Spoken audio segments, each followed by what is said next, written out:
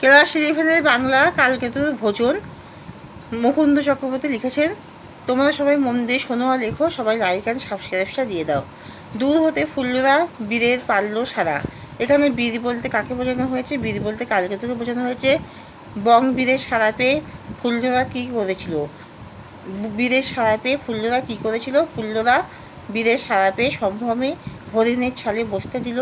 তারপর সে কালকেতুর ভোজনের ব্যবস্থা করে নারকেলের মালায় ভর্তি করে জল দিল।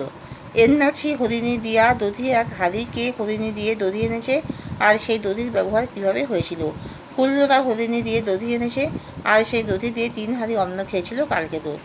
তেয়াটিয়া তাল বলতে কী বোঝো? তেয়াটিয়া তাল বলতে 3 আটিযুক্ত বড় তালকে বোঝানো হয়েছে।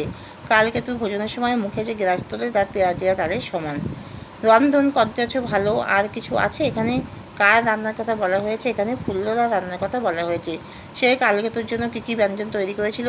ফুল্লরা কালকেতুর জন্য পান্তা ভাত, আমনি ময়কা দন্তনা দিদিকে আমানি, খুদের চাউ জয়কা হস্য চাউ, মুসুরি স্যুপ, বোমজাত ওল কচু আলু আমরা, করমচা চয়কা করমচা আর হরিণের বদলে দই দই ইত্যাদি বিভিন্ন ব্যঞ্জন কালকেতুর ভোজনের জন্য তৈরি করেছিল।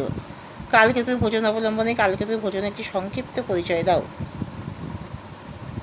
ব্যাতনন্দন কালকেতুর শরীরের আকৃতি ছিল বন্য প্রকৃতি, শক্তি, সাহসিকতা, ভোজন, স্বয়ং ইত্যাদি বর্ণনায় মুকুন্দরাম তার আদিম ব্যাত চরিত্রকে নিখুঁতভাবে এঁকেছেন। কালকেতু ভোজন পর্বে এই নিখুঁত বর্ণনায় দেখতে পাওয়া যায়। কালকেতুর জন্য তার স্ত্রী ভোজনের ব্যবস্থা করেছে। কালকেতু খাওয়ার আগে তার গোপ ঘাড়ে বেঁধে নেয়। এক নিঃশ্বাসে 7 হাঁড়ি আমানি, 4 হাঁড়ি খুদ চাউ, 6 হাঁড়ি লাউ সহ মুসুরি স্যুপ ইত্যাদি ভক্ষণ করে। আবার এছাড়াও 2-3 মুড়ি আলু ও ওল পোড়া আর কচুর সঙ্গে কদম চাউ খেয়েছে। এত কিছু খেয়েও আবার আরও কিছু আছে কিনা জানতে ফুল্লরাকে জিজ্ঞাসা করে, আর ফুল্লরা যখন 1 হাঁড়ি দধি দেয় আর সেই দধি দিয়ে 3 হাঁড়ি ভাত খায় কালকেতু।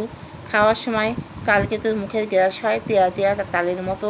এরপর ভোজন শেষ করে হরিতুকি দিয়ে মুখ শোধন করে।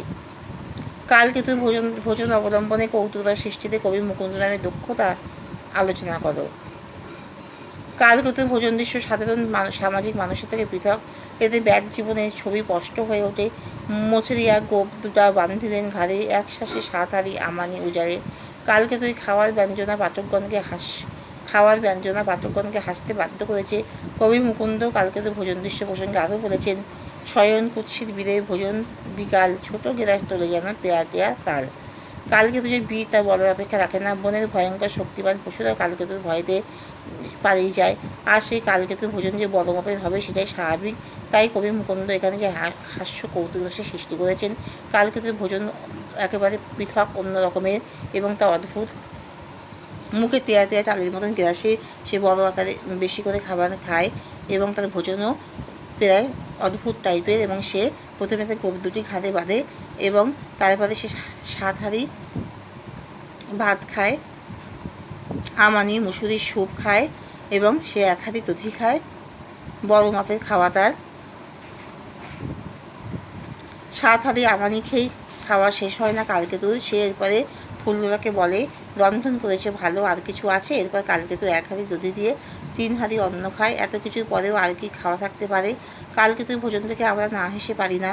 আসলে কালকেতুর ভোজন দৃশ্য বর্ণনার মধ্যে দিয়ে কবি যেমন একদিকে হাস্যরস সৃষ্টি করেছেন, অন্যদিকে তেমনি তৎকালীন ব্যতজীবনের চিত্রকে সুন্দরভাবে তুলে ধরেছেন আপন প্রতিভার গুণে। এখানেই শেষ করলাম।